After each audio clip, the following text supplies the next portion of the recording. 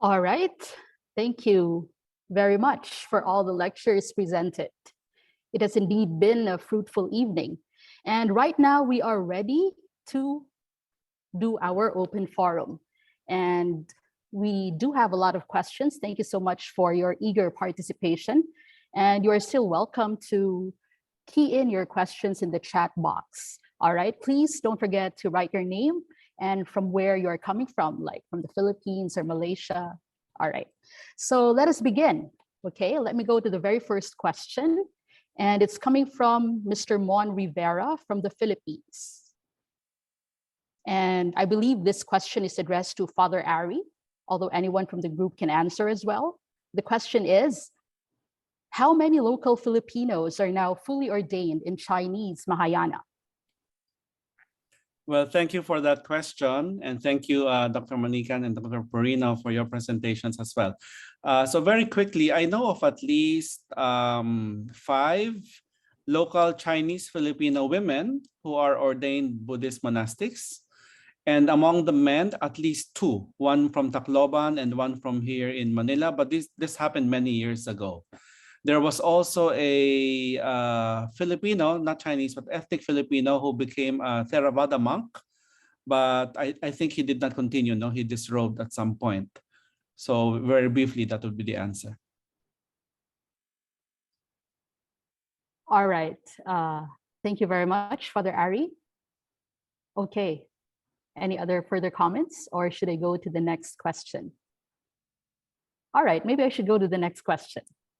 This is coming from, pardon me if I say your name not right, Sin Deng. Okay. The question is, how do Filipinos look at the Buddhist? Or probably you could ask, how do Filipinos look at Buddhism? Probably that also. Well, to be honest, maybe your regular Filipino does not know a lot about Buddhism. So a lot of them think that Buddhism is the religion of many of the Chinese. They don't know about, the broader concept of Chinese religion or Taoism. They just say, oh, maybe these Chinese, they are Buddhists.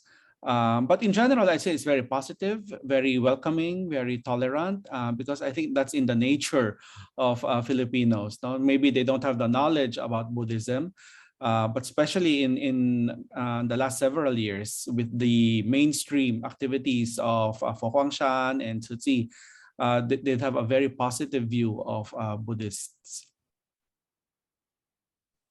All right, thank you very much, Father Ari. Another question for you, Father Ari, from Sheng Pacano, and I think she's from the Philippines. And the question is, it seems like Buddhism has grown so much in a predominantly Catholic country. What has contributed to this growth? Well, there are several factors. No, I mentioned in my talk very briefly that the growth happened during the American colonial period because there was freedom of religion. We were living already under a democracy. So then you have the flourishing of different religious traditions in the Philippines, even within Christianity, whereas before only the Catholic Church could function in the country during the Spanish period. During the American period, you have all the Protestant churches, different traditions, different origins, all of them coming to the Philippines and being able to establish themselves and really grow. And it's the same for Buddhism to a smaller extent, in the sense that it's a small Chinese community, but precisely it's a small Chinese community, but there are so many temples. If you go to Chinatown in Manila, you'd be amazed. In a small geographical area, you have so many temples. So that's another story in itself. Why so many temples? What happened? Why did they feel the need to establish more and more?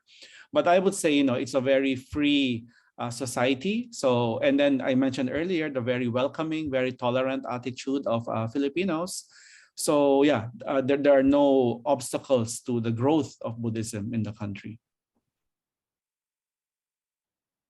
Thank you, Father Ari. That's wonderful to know. And we do have another question from Sinding or Sindeng. And the question is, beside Chinese Buddhism here in the Philippines, do we have Sri Lankans, Thais, Myanmar, Japanese, and Tibetan Buddhism being taught in the Philippines? Well, thank you for that question. It's important because one might think only Chinese Buddhism can be found in the Philippines. In fact, many of these traditions mentioned in the question are also present. There are at least two Tibetan temples in Manila. There is one Chinese temple in Cebu that is leaning towards Tibetan Buddhism as well, the Buddha Light Temple.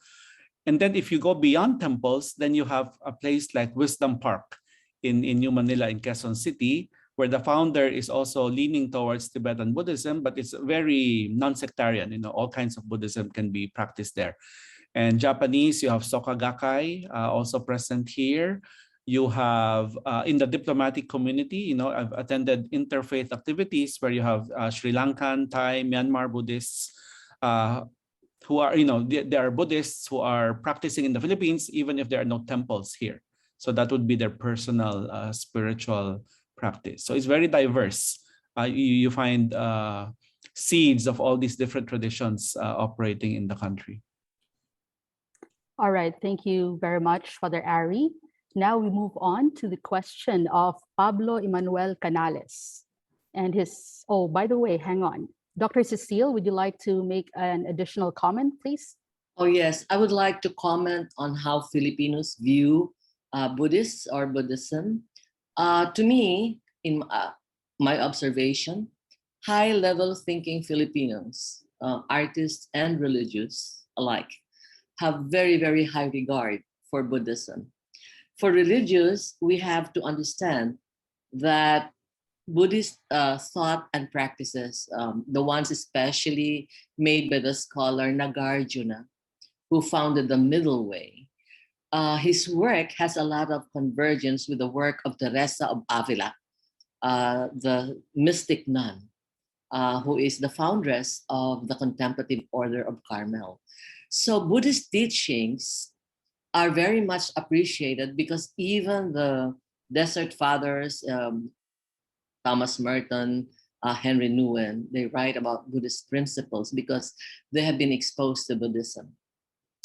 And aside from the religious, educated people in the Philippines also have a very high appreciation of Buddhism because of the philosophy behind it, because of the very logical presentation of its soteriological view. And that means a lot to Filipinos who are seeking answers for many mysteries which our Catholic religion cannot answer. I am an example of what Father Ari might call a Catholic Buddhist. I am Catholic, but I appreciate Buddhism in the sense that it is able to explain what my faith is unable to explain. So the law of karma and the aspect of reincarnation, life as a continuation, this is very, very important in deepening our appreciation of our own faith. So the whole logic here of contemporary Buddhism in the Philippines, especially for Guangshan, in its foray into education, this is not so much about converting people. It is about spreading the goodness and kindness that Buddhism espouses. And to me, as an educator, this only serves to deepen our own character formation. So it is most welcome. And religion here is the label is not as important as the essence by which we are able to develop Philippine education. So it is in that context that Fok Wangshan is able to attract more and more Filipinos who come to the temple. It is beside the cultural center of the Philippines. I used to work at the cultural center, and then all of a sudden I find out that all the artists are there in the temple. Recently, the choir and then the dancers. So there is already a very good collaboration between Filipino artists and now with the national artist Alice Reyes going into Fok Wangshan. So it means so much to the Filipino artists as well as the Buddhists in the Philippines that we are in high collaboration, and we see this as continuing and deepening as we go along. So that's to answer the question, how do Filipinos look at Buddhism or Buddhists? Yeah. Thank you, All Maj. all right, thank you very much, Dr. Cecile. Now let's continue with our questions. We have again from Paulo Emanuel Canales, and I believe this question is addressed specifically to Father Ari. Okay, and his question is, well, he says greetings, and then his question is, do you think that the syncretism and coexistence could happen with other religions, Islam, for example? With a side comment, I know it's a difficult question and it's not with bad intentions. Okay. Yeah, so I think you're showing some deep awareness there that depending on the religious tradition, then you have also the corresponding attitude towards other religions. So in the Catholic Church, there's a lot of openness to embracing and understanding other religions. You know, interreligious dialogue is part of the agenda of the contemporary church. And that's why between Catholicism and, let's say, Chinese Buddhism, there are so many entry points. There's so much dialogue. There's so much collaboration going on. Can it happen also with other religions? Of course, for the Buddhists, it's on the Buddhist side, it's very welcome, especially for a group like Fo Guangshan. For the dialogue partner, then the answer would be specific to each religion. To be honest, maybe some Christian traditions, like the Protestant churches, maybe they are not so interested in interreligious dialogue the way the Catholic Church is, and that we don't judge that. That's just the reality. You talked about Islam, maybe not formal Islam, which has very strong teachings also, but you also have secular Muslims, the way you have secular Jews, or highly educated people, as Dr. Manikan said, who have that openness, that they may belong historically or because of family origin, they belong to a particular tradition, but they're so open to learning more about other traditions like Buddhism. So there's no one clear-cut answer to that. It's really dependent on the dialogue partners, as it were. No? All right, thank you so much, Father Ari. Okay, let's move on to the next question. This one is addressed to me. Okay, it's coming from Z Villanueva, and she asks, can you tell us more about Siddhartha the musical? Okay, so maybe I shall answer this because auditions are now ongoing in Cebu as we speak. Okay, so Siddhartha the musical actually started in 2007. Okay, it was just a very small production in Cebu, and from then until now, it has staged over 138 shows here and abroad. So you can just imagine. So what started out as a small production turned into a world-class performance. It is one of the few all-Filipino productions to show in Manhattan, New York, and the first all-Filipino production to show in Buenos Aires, Argentina. All right? It showcases the journey towards enlightenment of Siddhartha, and it is really Dharma propagation through performing arts. Okay, so I hope that answers the question. Of course, Venerable Miao Jing may add if she wishes. Or, yep. Okay. All right, let's continue to the next question. This one is from Emmanuel Canales. Addressed to me. And then he goes, hello. Is it a good thing to reduce Pankasila, or the 4 to 5 lay Buddhist votes, to these 3 acts of goodness? I guess this question is coming from what I presented earlier when I said something like the Buddhist teachings to be reduced simply to the 3 acts of goodness, which is to do good deeds, say good words, and think good thoughts. I think I will answer that question in the sense that when we talk of humanistic Buddhism, right, it's really trying to practice, right, the 3 acts of goodness, practicing to be more compassionate, and never minding anymore the, not to downplay it, but just to be more relatable with our everyday, to show more compassion. And how do we do that exactly?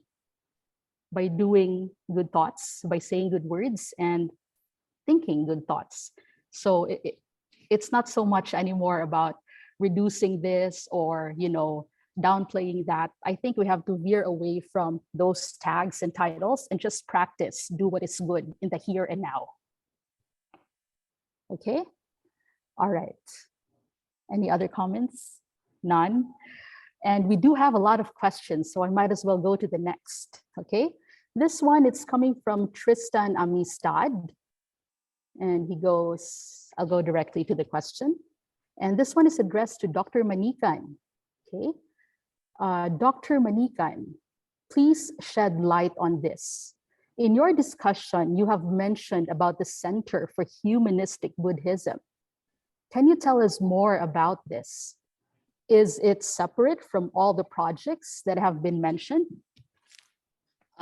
We just formed the Center for Humanistic Buddhism in the Philippines, and we are still in the process of formalizing everything. But so far, we are thinking of going deeper into education. This is to formalize all the activities that are going on in so many fronts, in arts and culture, in research, in education. So we have this kind of a center so that we formalize everything we do and establish linkages with all the other centers of Fokwangshan. So we are just on that stage where we are formally organizing. In fact, we're meeting again in a couple of days so that we decide on the organization, the structure, the colors, the logo, and all the stuff. But basically, it's all about becoming a platform for dialogues, a platform whereby we instill values education. We encourage humanistic Buddhism in terms of values, appreciation of what we do in contemporary life. So it's a vehicle and a platform for dialogue in shaping humanistic values among Filipinos. And it comes in many forms and activities, which we will have to still lay out formally. Yeah. All right, thank you very much, Dr. Cecil. We move on to the next question, and I think this is now 3 points for Senting for asking 3 questions tonight. Okay, and this is addressed to the teachers, and I think all of us are teachers here, so probably all of us should pitch in answering the question. And her question is, from your observation, what are the changes in Buddhism that have been made to adapt in Philippine society? I mean, changes made purposely to adapt to Filipinos. Well, maybe I can start drawing on some historical examples. I mentioned, that it's a predominantly Catholic country. So, for example, in one temple in Bacolod, you have the image of Kuan Yin that is very, very similar to the Virgin Mary. So, some connections like that were made, whether consciously or unconsciously, to precisely to establish a link with the local religion. So you have things like that. And then you have scheduling. Let's say I mentioned also the way Christian timelines are followed. And this is not really unique to the Philippines, but all over the world, you see it, no? Where in Western societies, Sunday or Saturday evening is the day of worship, the day of rest, the day for practicing faith. So Buddhism, Chinese Buddhism would follow a different timeline, different set of feast days or important devotion days like the 1st and 15th of the lunar month, the festival days of the Buddhas and the Bodhisattvas. But they're able to adapt that, and let's say in many temples, they have a Sunday service. Even if it's not a Buddhist feast day, they would have a service on Saturday. I think Fokwangshan does this. Saturday evening, there would be a chanting service, or Sunday morning. And then in the local Chinese Buddhist temples, you find that also. So you have things like that, adapting to a Christian context, meeting the local population where they are, making it easier, more convenient to practice Buddhism. And then you have those links made to Catholic faith, Catholic spirituality. Things like that would be examples of adapting to the country. And then maybe just to one more thing, there was a question also there about syncretism. No, what do the Buddhists think about this private practice of putting Kuan Yin and the Virgin Mary together. You don't see that in the temples, but you see that in private homes. No, people are doing it. People are so. I like to say always that we have to meet people where they are, and then try to understand it, what's going on there, no, and then go deeper. So that is something that's a very unique adaptation, no, that the movement in Chinese Buddhism and more broadly in Chinese religion was expanded to include not just the Chinese deities in Chinese religion, but also the Catholic saints, the Virgin Mary, even Jesus Christ. No, so this kind of expansive mentality is also very unique. Thank you. All right, thank you, Father Ari. Just let me repeat the question in case Dr. Cecile and Venerable Miao Jing would like to answer. The question is, dear teachers, from your observation, what are the changes in Buddhism that have been made to adapt to Philippine society? I mean, changes made purposely to adapt to Filipinos. From my view, it's not really changing what they're practicing in order to adapt to Filipino ways. But what impresses me the most is how the temple has opened its doors to all Filipinos, particularly to the arts and culture sector, without having to convert anyone. And there is just that welcoming atmosphere all the time that makes the temple home for Filipino artists as well. So that is a very friendly gesture on the part of the local monastery. And they're quite sincere in doing this, and they're very generous. And that only cultivates goodwill and harmony in the arts and culture sector and among Filipinos in general. So it's not really changing their ways according to how they live in accordance to Filipino ways, but it's really the outstretched hands. And besides, Venerable Master Xing Yin has quite emphasized that there is no need to convert. We can have two religions. And I think I'm an example of that. You convert, you become confused, but you can have both, like having two parents, like having literature and having philosophy at the same time. They don't quarrel. So, right, I agree with Dr. Manikan completely. It's not really about changing, but the fact that, as what Father Ari mentioned earlier, Buddhism is really very tolerant, very open. It doesn't discriminate, right? So I think that's what makes it so attractive. And that's what makes it very here and now, especially with the onset of humanistic Buddhism. All right. Any further comments before I move on to the next question? Mage, may I just address a comment Yes. here about contemplation? From my presentation, I used the word contemplare as Latin, and I think it was Pablo Emanuel who said that it's not in his dictionary. I would like to cite the fact that contemplare is a verb and contemplatio is a noun. So contemplare means I observe, I gaze attentively, I contemplate. So that's the meaning of that. It is a verb, not a noun. Yeah, very minor. Yeah, thank you. All right. Thank you very much, Dr. Cecil. Moving on, I think it is now 9:42, so probably we're down to our last two questions, two or three questions perhaps. Okay. And here in the list, I have two more questions. So that means one more. Okay. One more to type. Okay. So next question is addressed to me. And the question is, hang on. The question is, what was the response of Filipino youth who engaged in taking Buddhist studies at Guangming College? How did they adapt to the culture, knowing that 86% of the population in the Philippines are Roman Catholic? Okay, just like everything else, when we are not used to doing it, it becomes new to us, it becomes uncomfortable. But after a period of habituation, a period of getting used to it, then we realize it's not that bad after all. So what am I talking specifically? What am I talking about specifically? So for example, meditation or quiet time as what we are most familiar with. And maybe also trying vegetarian meals and also maybe the silent meal. First, it's probably out of curiosity and then probably really something new. But after a while, well, the college is expanding, the students are growing in number. So that should be a good sign, isn't it? All right. Okay. Next question is coming from Regel Javines, and he's from the Philippines.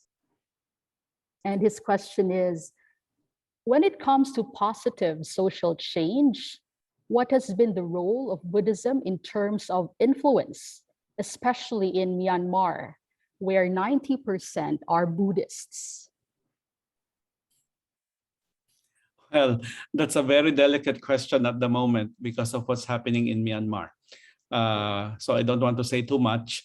But even before the current unrest in Myanmar, Buddhism is the predominant religion there. You have very high level people, even leaders who are practicing Buddhists, no? And yet they were criticized in their attitude towards Muslims, for example, the Rohingya who were at their doorstep.